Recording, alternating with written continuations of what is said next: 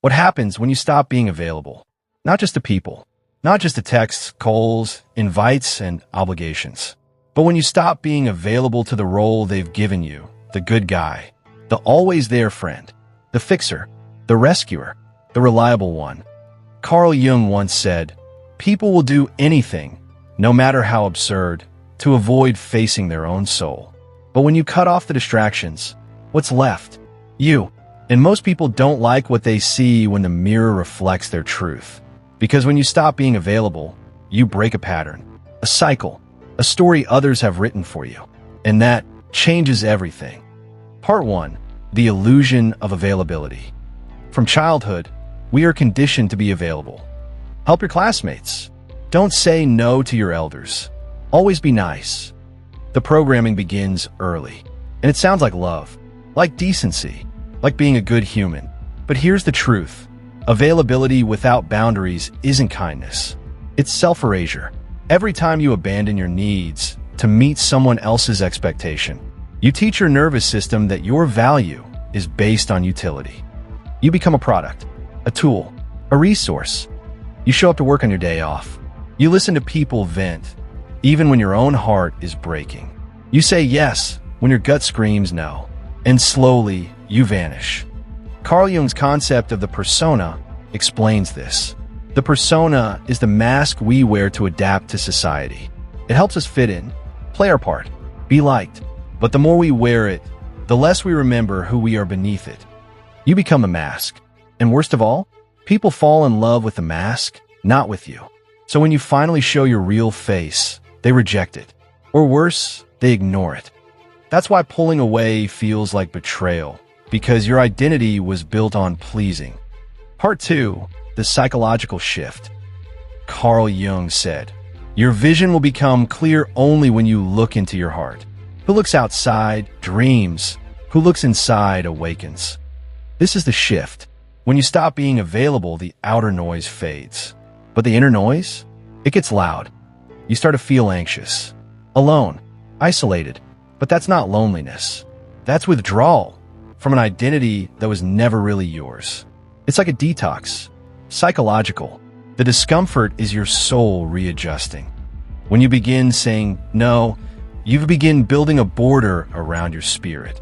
At first, it feels cruel, but eventually it feels like home. Your phone rings less. People check on you less. Social invites disappear. And that's when the grief begins. Grieving the version of you that was easy to access, easy to use. But something else happens too.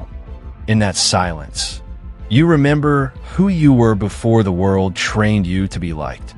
You rediscover your anger, your preferences, your limits. Your intuition sharpens. You stop second-guessing yourself. And for the first time, you stop reacting. You start choosing. You feel power you didn't know you had, because it was buried under obligations. Part 3. The story of two selves. Let me tell you a story. There was a man named Eli. He was dependable. He answered every call. He helped everyone move. He loaned money, time, energy. He smiled through it all. Until one winter, Eli burned out. One night, after a long shift, he turned his phone off. Just for an hour. But that hour felt like freedom. So he turned it off for a night. Then a weekend. And what came next was panic. He felt like he was disappearing. He imagined people being angry, judging him, but none of them called. No one showed up. The silence revealed something. They weren't addicted to him. They were addicted to his availability. He was the supply, and they were used to taking. Eli had been feeding a system, not relationships. In that silence, he wrote a letter to himself.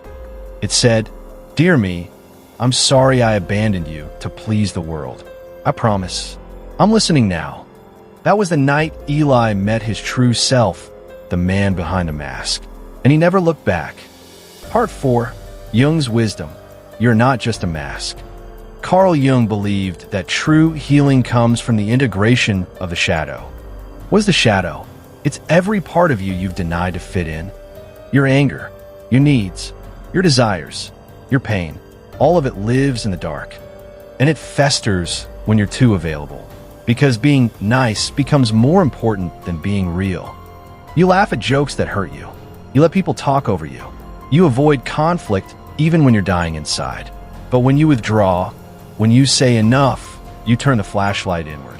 You see what's been ignored, rejected, starved, and instead of hiding it again, you invite it in.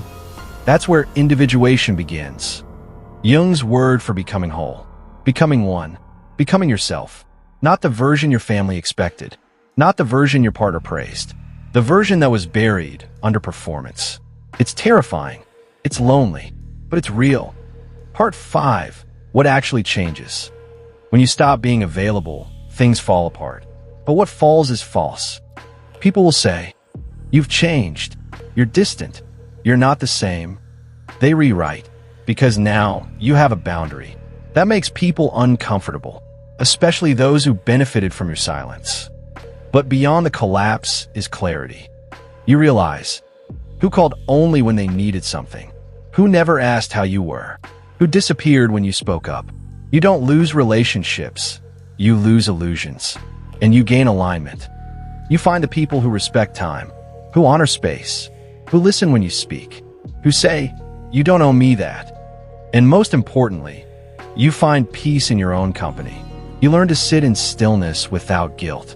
You learn to breathe without asking permission.